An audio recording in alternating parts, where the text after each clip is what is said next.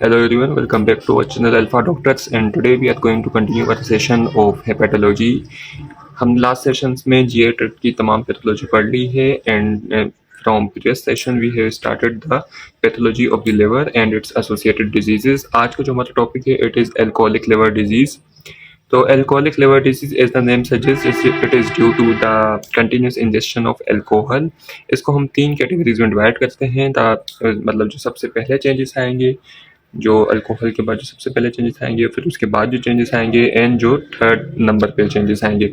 तो जो 3 कैटेगरीज हैं वो हैं हेपाटिक स्टेटोसिस जो कि सबसे पहले स्टेज डेवलप होती है, उसके बाद डेवलप होती है एल्कोहलिक हेपेटाइटिस एंड जो थर्ड स्टेज डेवलप होती है इट इज़ एल्कोहलिक सिरोसिस.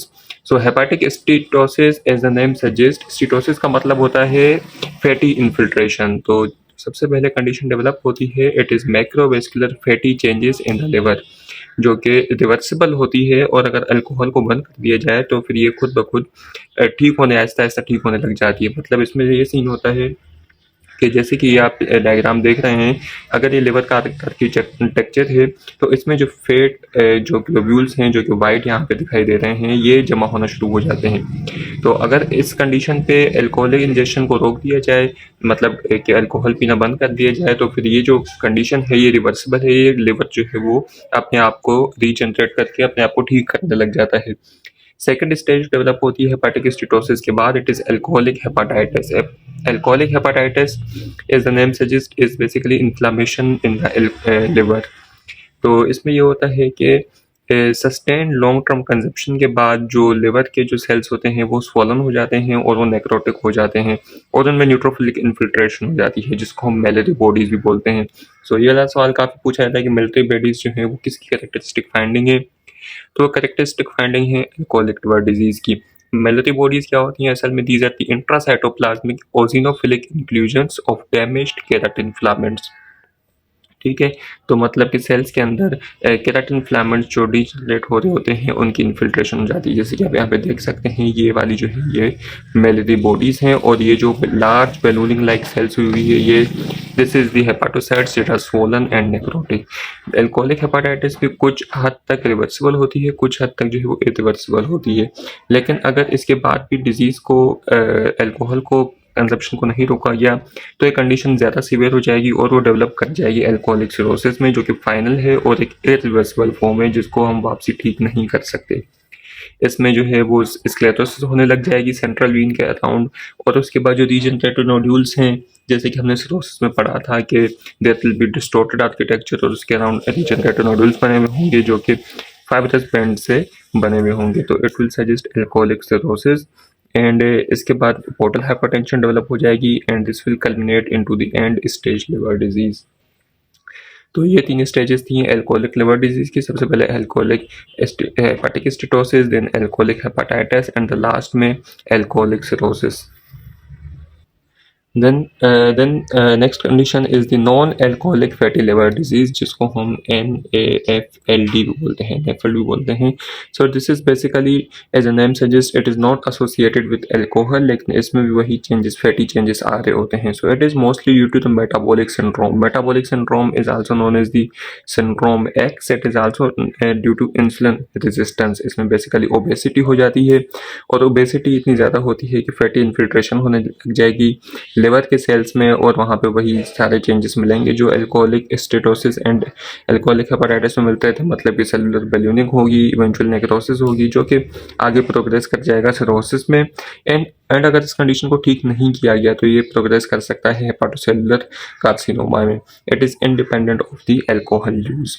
तो इसकी ट्रीटमेंट क्या है? इसकी treatment is basically correction of the metabolic syndrome. अगर मेटाबॉलिक सिंड्रोम को कंट्रोल कर लिया जाए डाइट एंड एक्सरसाइज से तो ये कंडीशन जो है वो रिवर्स की जा सकती है. लेकिन वंस सिवियर चेंजेस डेवलप्स मतलब सिरोसिस होने लग जाए फिर ये भी कंडीशन इरिवर्सिबल हो जाती है. Then the condition is the autoimmune hepatitis. So as the name suggests, autoimmune hepatitis is basically due to autoimmune reaction against the hepatic cells. It is a chronic inflammatory liver disease और ये बाकी autoimmune बीमारियों की तरह females में ये वाली ज़्यादा कॉमन होती है. ये शुरू में एसिम्टोमेटिक हो सकती है लेकिन टाइम के साथ it can present with fatigue, nausea and pruritus. इसमें जो एंटीबॉडीज पॉजिटिव होती हैं, these are the anti nuclear antibodies जिसको हम एना एंटीबॉडीज बोलते हैं, and anti smooth muscle antibodies यानी कि ASMA antibodies are characteristic antibodies that are found in the autoimmune hepatitis. उसके अलावा anti liver kidney microsomal antibodies जिसको हम एंटी LKM एंटीबॉडीज भी बोलते हैं, ये वाली एंटीबॉडीज भी ऑटोइम्यून हेपेटाइटिस में कॉमन होती हैं विद इन द चिल्ड्रन। ये वाली चिल्ड्रन में ज़्यादा कॉमन होती हैं, ये एडल्ट पॉपुलेशन में ज़्यादा कॉमन होती हैं। और ANA is the non specific antibody जो कि तमाम ऑटोइम्यून डिजीजेज में पाई जाती है। लेब्स क्या शो करती हैं ऑटोइम्यून हेपेटाइटिस में, क्योंकि हेपेटाइटिस की कंडीशन है तो ALT AST बड़े भी होंगे, और हिस्टोलॉजी में हमें पोर्टल एंड पेरीपोर्टल लिम्फोप्लाज्मोसाइटिक इन्फिल्ट्रेट्स मिलेंगे। उसके पता देते हैं hepatic encephalopathy. So hepatic encephalopathy is basically a condition date develops after the development of cirrhosis. तो सिरोसिस होने के बाद क्या होता है कि पोर्टोसिस्टमिक शंट्स जो हैं वो बनने लग जाते हैं। मतलब पोर्टोसिस्टमिक शंट ये होता है कि जो ब्लड जो है फ्रॉम पोर्टल वीन वो लिवर में जाने की बजाय, क्योंकि वहाँ पे सिरोसिस हुई तो रास्ता बंद है, तो ये वाला जो ब्लड है वो बाईपास करके बाकी सिस्टमिक सर्कुलेशन में जाता है, जिसमें से एक होता है इसोफेजियल वेरिसेस। उसके बाद स्प्लीन पे हमारे पास कनेक्शन आते हैं पोर्टो सिस्टम में। उसके बाद एनल वेरिसेस होते हैं, वहाँ पे कनेक्शन जाते हैं। तो ये वाला जो ब्लड है बेसिकली पोर्टल वेन वाला, जिसको यहाँ पे आके अमोनिया होना था, मतलब यहाँ पे उसकी अमोनिया की रिमूवल होनी थी, वो यहाँ पे आने की बजाय लिवर में आने की बजाय वो ब्लड में सर्कुलेट करने लग जाता है, जिसकी वजह से जो अमोनिया वाला ब्लड है वो ब्लड में जाएगा डायरेक्टली सिस्टमिक सर्कुलेशन में, और वो जाके ब्रेन में न्यूरोसाइकेट्रिक डिसफंक्शन करवा देगा, जिसको हम हेपाटिक एनकेफेलोपैथी बोलते हैं। It is a reversible neuropsychiatric dysfunction that ranges from disorientation and astraxis यानी कि tremors to difficulty in arousal और coma। हेपाटिक एनकेफेलोपैथी की 4 स्टेजेस होती हैं different, stage 1, stage 2, stage 3 and stage 4। तो stage 4 is the most severe condition and stage 1 is the least severe condition. Triggers क्या हो सकते हैं हेपाटिक एनकेफेलोपैथी के? Increased ammonia production and absorption due to GI bleeding, constipation, infection, या फिर decreased ammonia removal due to renal failure, diuretics और bypass of the hepatic blood flow, जैसे कि हमने यहाँ पे पढ़ा। ट्रीटमेंट क्या है? ट्रीटमेंट इज दी जो भी हमारे पास फूड है उसको फौरन से निकालना, कॉन्स्टिपेशन को ट्रीट करना with the help of lactulose जो कि अमोनियम आयंस की जनरेशन करवा देगा, और अमोनियम आयंस जो है वो अमोनिया गैस की तरह टॉक्सिक नहीं होते और वो हेपाटिक एनकेफ नहीं करवाते।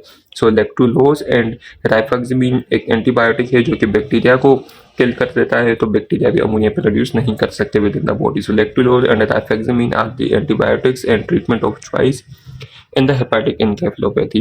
So this was all about the alcoholic hepatitis and non-alcoholic liver disease, autoimmune hepatitis and hepatic encephalopathy. अगर आपका इनमें से कोई भी क्वेश्चन हो तो आप कमेंट करके पूछ सकते हैं। Thank you.